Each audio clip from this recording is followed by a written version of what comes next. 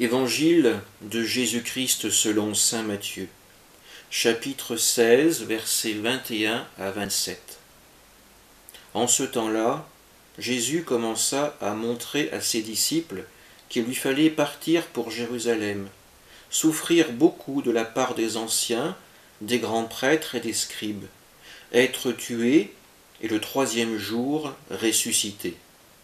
Pierre, le prenant à part, se mit à lui faire de vifs reproches. « Dieu t'en garde, Seigneur, cela ne t'arrivera pas. » Mais lui, se retournant, dit à Pierre, « Passe derrière moi, Satan. Tu es pour moi une occasion de chute.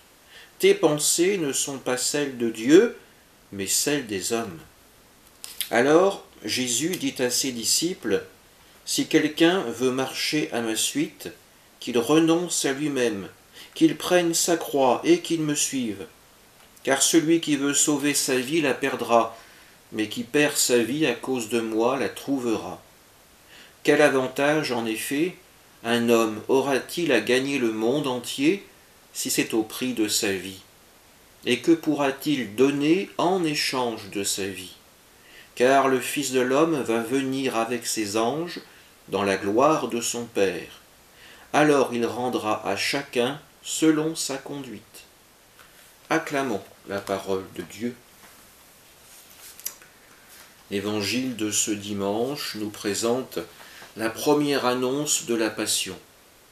Jésus veut que ce moment soit solennel.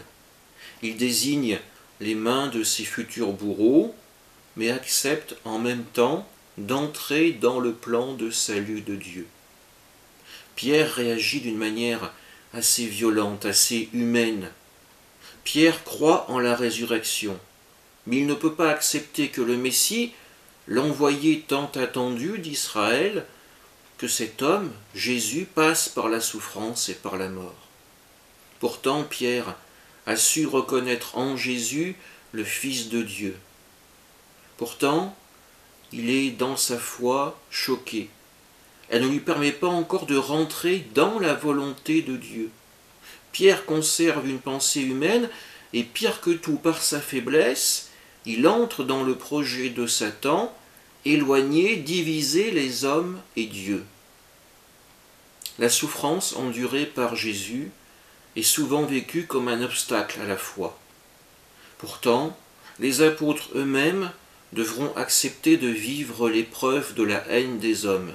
Ils devront accepter de porter leur croix et retrouver leur dignité dans leur ressemblance avec le Christ. Nous aussi, nous avons besoin de convertir notre regard à celui de Dieu. Nos pensées ne sont pas celles de Dieu.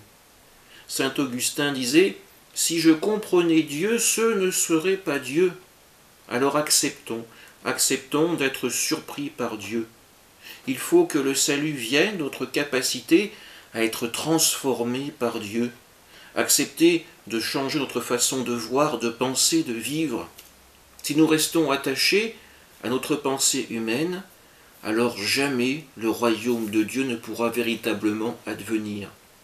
La passion de Jésus, elle vient pour nous interpeller, nous choquer face à nos conceptions de Dieu, comme Pierre et bien d'autres après lui l'ont été.